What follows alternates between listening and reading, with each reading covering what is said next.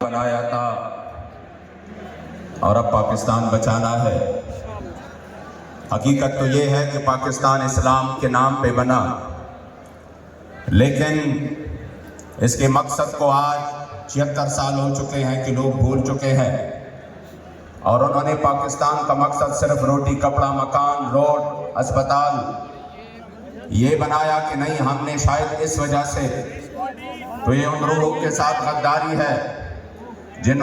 شہداء نے اس ملک کے لیے عظیم تر قربانیاں دی۔ انہوں نے قربانیاں اس لیے نہیں دی کہ ہندوستان میں اسکول نہیں تھے، کالجز نہیں تھے،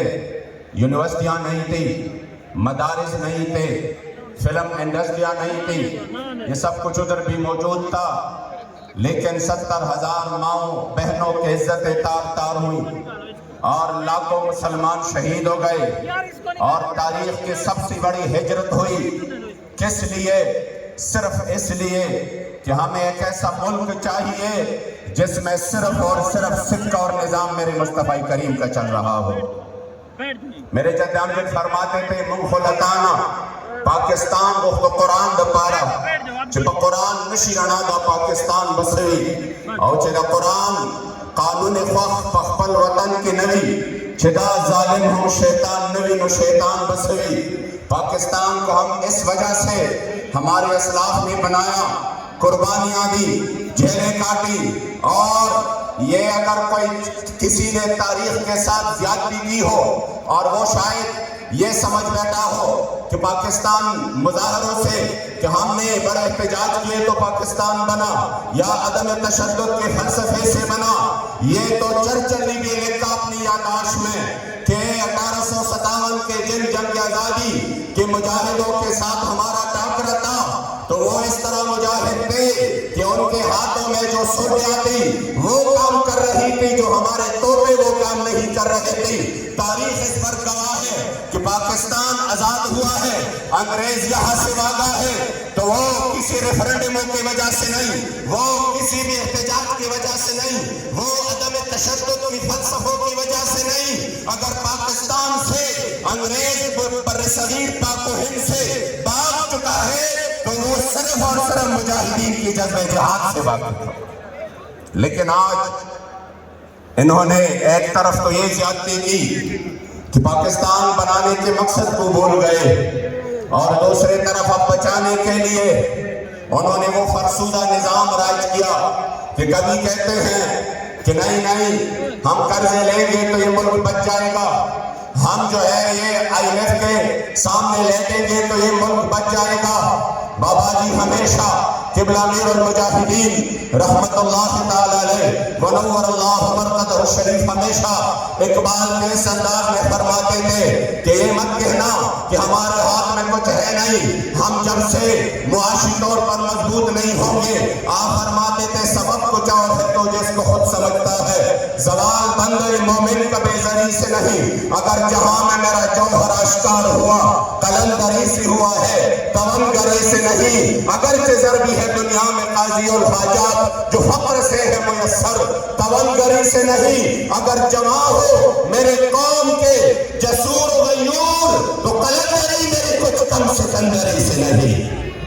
آپ نے فرمایا ہمیشہ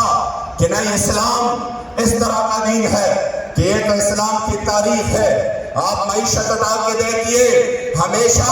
اگر اسلام کی تاریخ میں مسلمانوں کی معیشت اٹھی ہے تو وہ قرضوں سے نہیں، وہ خیرات اور بھیک مانگنے سے نہیں، بلکہ وہ جہاد سے اٹھی ہے، وہ مال غنیمت سے اٹھی ہے۔ آپ تاریخ اٹھا کر دیکھیے تو آپ کو نظر آ جائے گا کہ جب عامر بن عبد الوہاب کی لاش پڑی تھی اور انہوں نے کہا ہم 12,000 دینار اس کی دیتے ہیں، 12,000 نوفل کی دیتے ہیں، یہ وہ وقت تھا جو مسلمان معاشی طور پر بہت زیادہ مشکلات کا شکار تھے، لیکن سرکار نے فرمایا لا نأکل ثمن الموتى، ان کو کہہ دو یہ بدبودار جس میں واپس لے جائے، ہم ان کے پیسے نہیں لیتے۔ اس لیے جب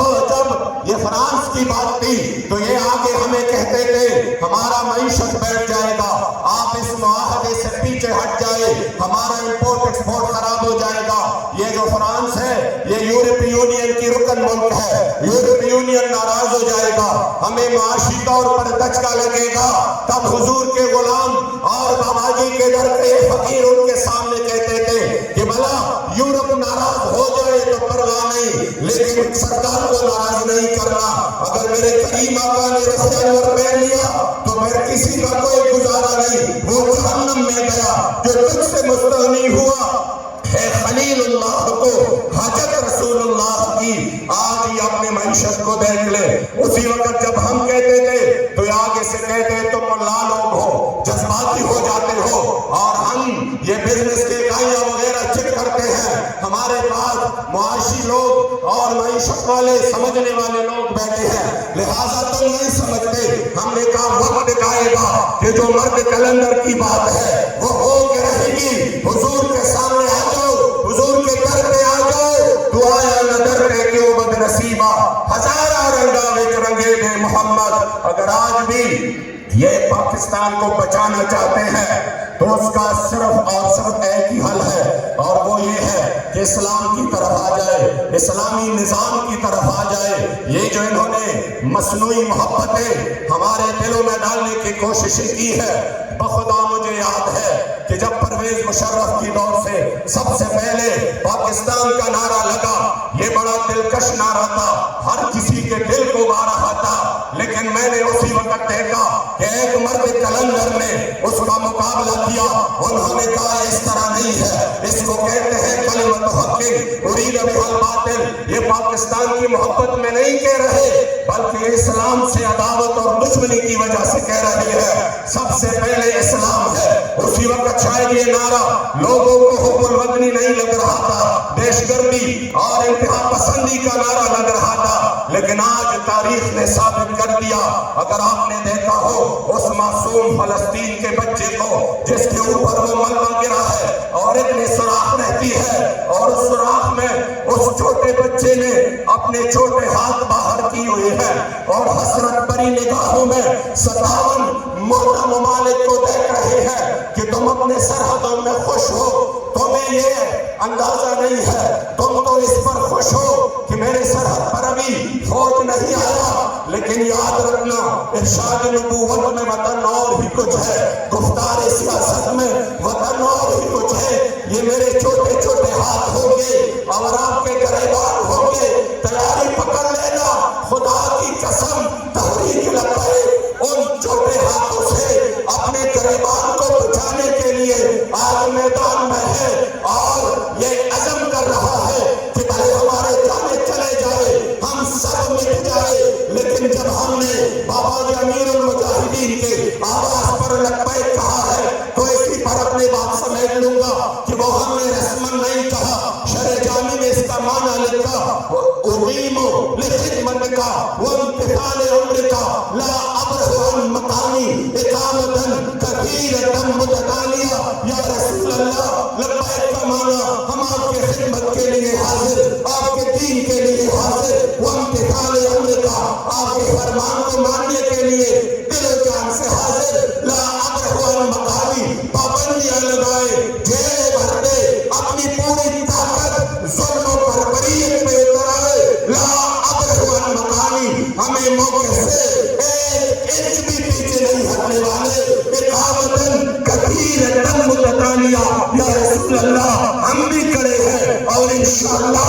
اس مقصد کے لیے ہمارے آئندہ آنے والے نسلیں بھی کھڑے رہیں گے۔ تشریف لاتے ہیں اظہار خیال کے لیے رکن شورا علامہ